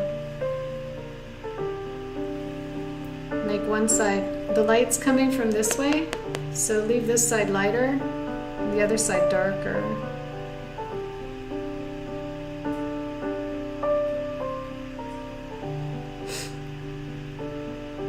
This side all goes off into shadow under that arm. He's got a fanny pack, it looks like. I'm not really sure if that's in addition to his backpack or what, but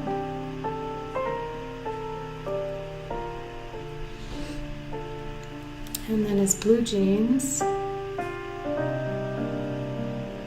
Now's a good time for indie blue. I don't think I have any.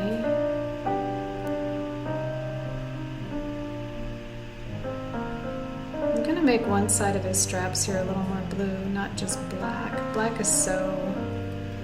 just using plain old neutral tint is really boring, so I can add some cerulean in there. Make a variety of things happening.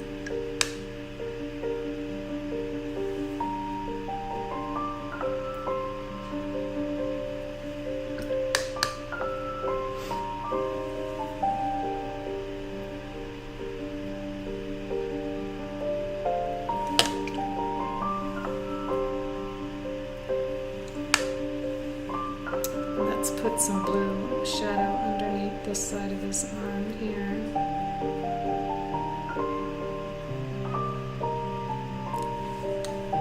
I see Joe outside.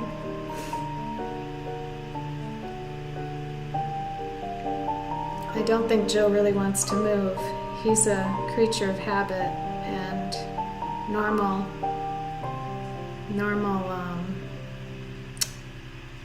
kind of everyday.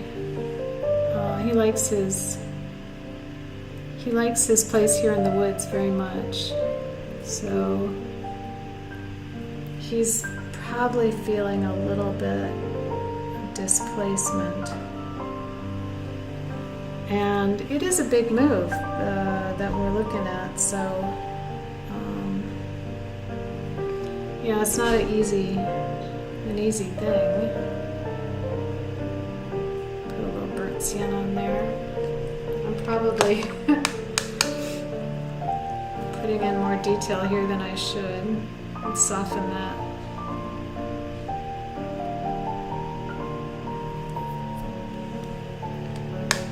And then I want to, I'm wearing blue jeans, so I'll just pick up some dry paint, some burnt sienna and some ultramarine together. And I'm going to just go real fast and brush in those pant legs.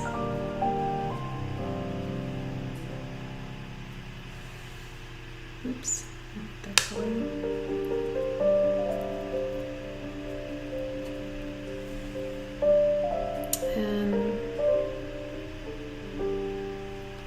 There's his shoe. That's the other one.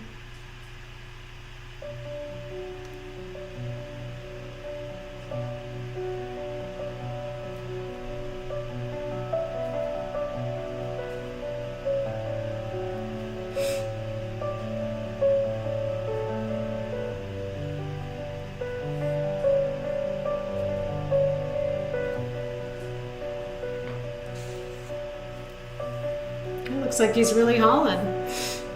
He's really going down that path, isn't he? You can see I already lost the white in his cap, which is probably good that it just kind of fades away.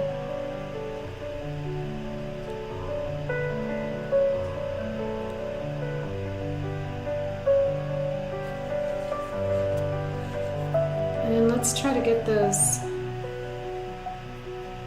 walking sticks in there with just a little dry burnt sienna. You can always run your brush along a paper towel to make sure it's dry enough to do what you want it to do. And these sticks will look better if they're not perfect, like if they're just here and there a little bit. If you try to make a perfectly straight line on those, it's going to look weird.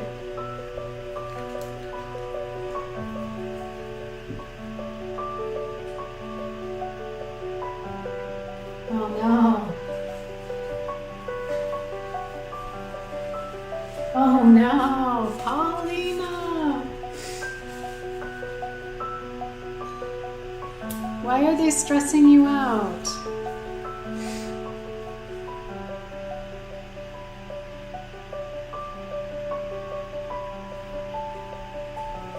That makes it difficult, doesn't it? Then how can you search for another job even if your employer, you know, has your work permit? Like, I mean, I know you could get another job, but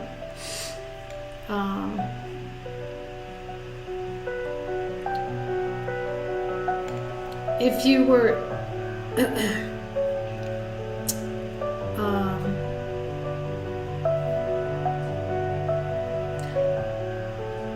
what am I trying to say? If you were, I guess you would always have enough time to try and find another job if they, you know, decided to pull your work permit, right? Like,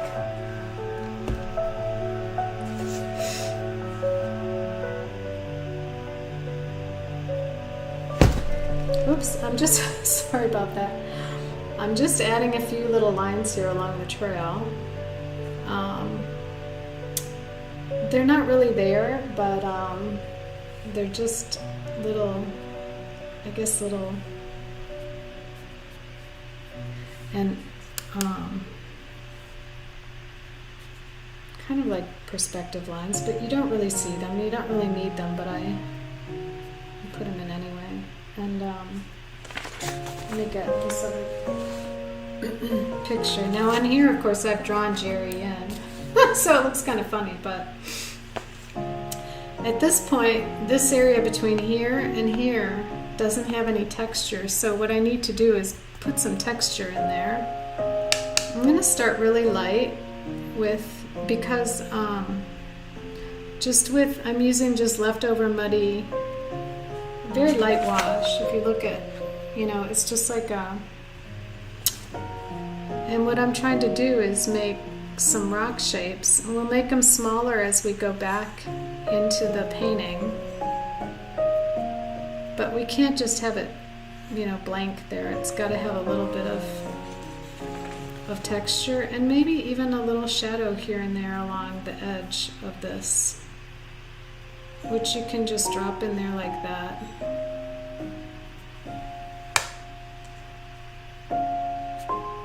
Oops. I guess that's all right. Now I have to say, when I look at this painting on the screen, the video screen, it looks more saturated than it really does in person. And it actually makes it look better than it does in person, I think. But I also have these lights kind of zooming down on, so Elliot, we'll see how it looks when it dries, let's just say that. But it's not as good looking as what's in here. Alright, I want to put a little shadow under Jerry's leg here. This leg coming across. And I'm going to widen this one. There. And also with the sticks here, we'll do that.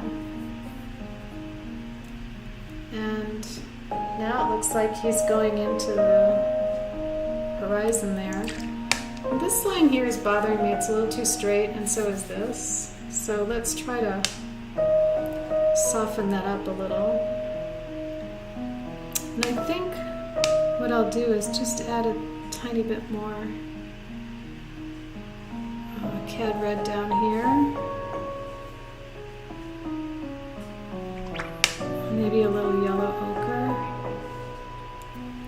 And just try to vary that shape. Bring it down and around, maybe like that. And I can try to soften this too by just dragging my brush along it and touching it a little with paper towel. I don't know why it looks so bright on the screen. It really isn't that bright in person. So just drop a little yellow ochre on there.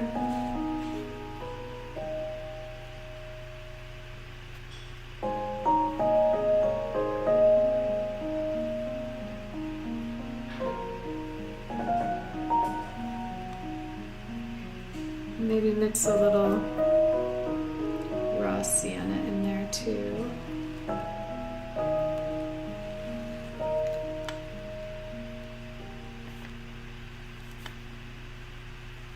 Now I'm testing to see how a little bit of that color might look around the edges of some of these rocks. Maybe a little bit, right?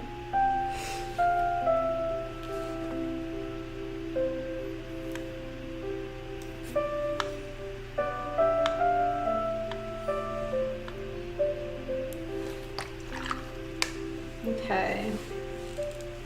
I think I'll put a couple little birds in the sky up here.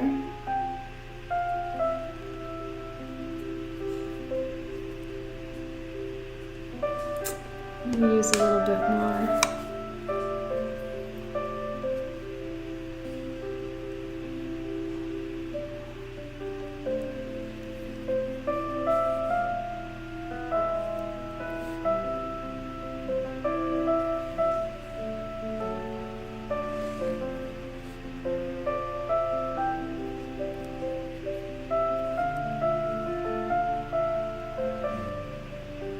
Okay.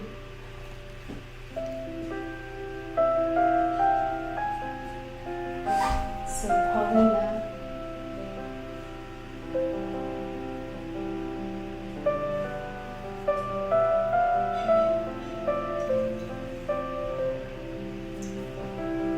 only 1 month? That's not very long to find a job in today's economy. But hopefully you won't have to do that. I know when I was working, I had really stressful situations in my job where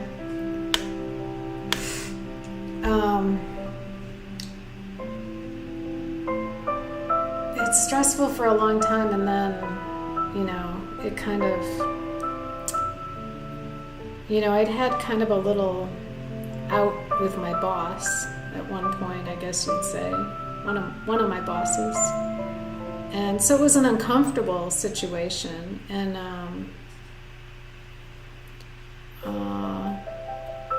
but I really needed my job. I didn't want to lose my job, and I liked my job. I was just not having a good time with my boss. So,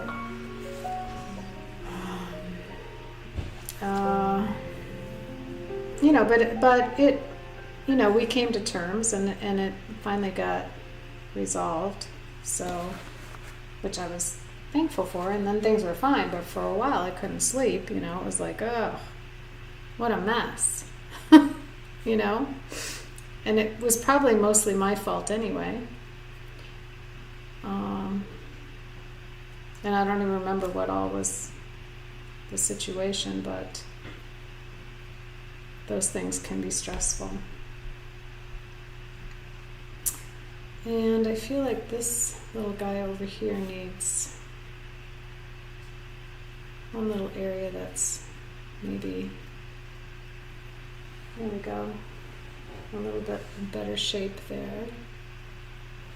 You'll know when to stop when you've done too much, because you'll go, oh, stop messing with it, it's good. So right here where this bends, I see a pencil line that I don't like, so I'm going to add some green, leftover green, sap green along this little edge here. And that points us in the direction of where the path is going. So, thank you, Paulina. I'm glad you like the painting. And Elliot, who's, I think, painting, or has been painting along, I'm not sure if she's still here, but she's the one who took the picture and was behind Jerry on this hike. So, Elliot, how does it look? If you're still here with us, I don't know if you are or not.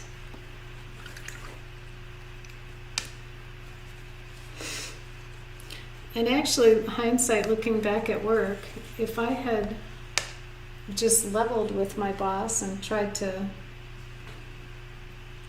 figure it out, but I was probably young and I didn't know what to do. But I think talking things out can, just saying, what can I do better? Elliot says, not bad for a first go. Don't tell Jerry that I made him a little fat. Oh my gosh. All right, I won't tell him. Elliot, can we see your painting? Can you send me a picture of it? Oh, she did, I think. Let me see. Oh, there it is. Oh yeah, not bad for a first go. I love the, so here's what she did. I love the all your texture and the splatters and the rocks and the everything. Everything but the guy. Yeah, Jerry's a little fat. But aside from Jerry looking a little stiff and funky, the rest of it has a lot of potential. I'm going to get this so I can see it better. It's not focusing yet. Let's see if I can get my camera to focus. There we go. Yeah, it has a lot of potential in the your abstract work and your calligraphy is wonderful, and these washes, I just love it with the green and the purple. I see that you saved a lot of white here on that side of him, so maybe just here and there loosen up a little bit of some of that right around his shoulder there. And I love it. And that's in your sketchbook. So that's really nice. Great job.